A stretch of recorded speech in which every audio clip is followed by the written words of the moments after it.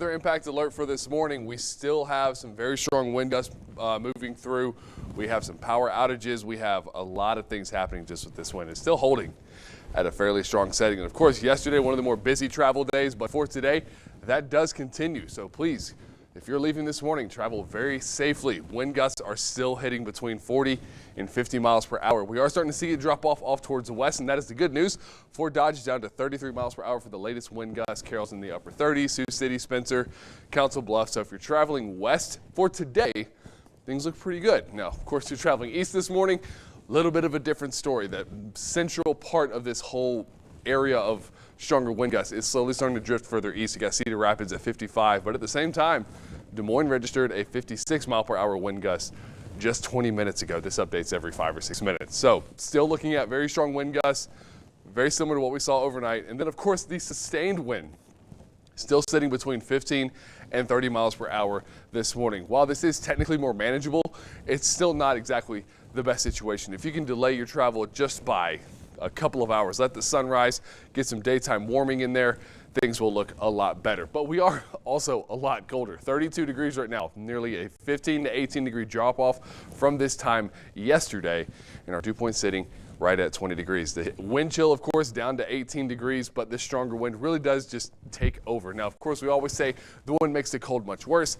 At this moment, this is mildly tolerable, and I say that loosely. There, of course, are some situations where it is significantly worse. But for the moment, satellite and radar, just a lot of cloud cover. No fog, no visibility issues, truly just clouds. Now off to our north and northeast, a lot of snowfall through Minnesota. That was a nasty snowstorm that moved through North Dakota, passed through Minnesota, put them in a winter storm warning. They were looking at around 8 to 10 inches of snowfall just from that alone. That is just kind of clipping through that northeastern corner. Of course, what we're seeing in the northeastern corner of the state is still considered fairly light snowfall, but this doesn't give us a great idea of what's coming our way this weekend, but it does show that we are seeing a lot more development on the west to northwestern side for snowfall, and that really comes into effect for this weekend when we are looking at weather impact alert days for this winter storm. We're talking Friday night through Sunday morning, with the prime heavier snowfall coming down overnight into Saturday, probably through mid-morning, and then it's slowly starting to taper off. We are looking at a few chances to see high amounts, and of course, travel will be heavily impacted. And of course, one of the worst weekends for this to actually come our direction. So getting into Friday afternoon, first little bit of snowfall starts to try to drift into the western side of the state. This has been fairly steady of giving us this on that northeastern side. Throughout the day, the low pressure stays in that perfect spot just south of us. It keeps that line of transition of rain to snowfall right along the Iowa-Missouri border. It does stay a little further south in this run, but truly, it's not until midday Saturday that we see the heaviest snowfall come down. By Sunday morning, things are clearing up. Hopefully we can start getting the roads cleared up and make for a slightly easier travel day, but we're still waiting for this to get on land and see how it's going to go. So your dog walk this morning should be fine. Wind this morning is a bit rough along with the wind chill, but Bella, she's ready. She's got a sweater on.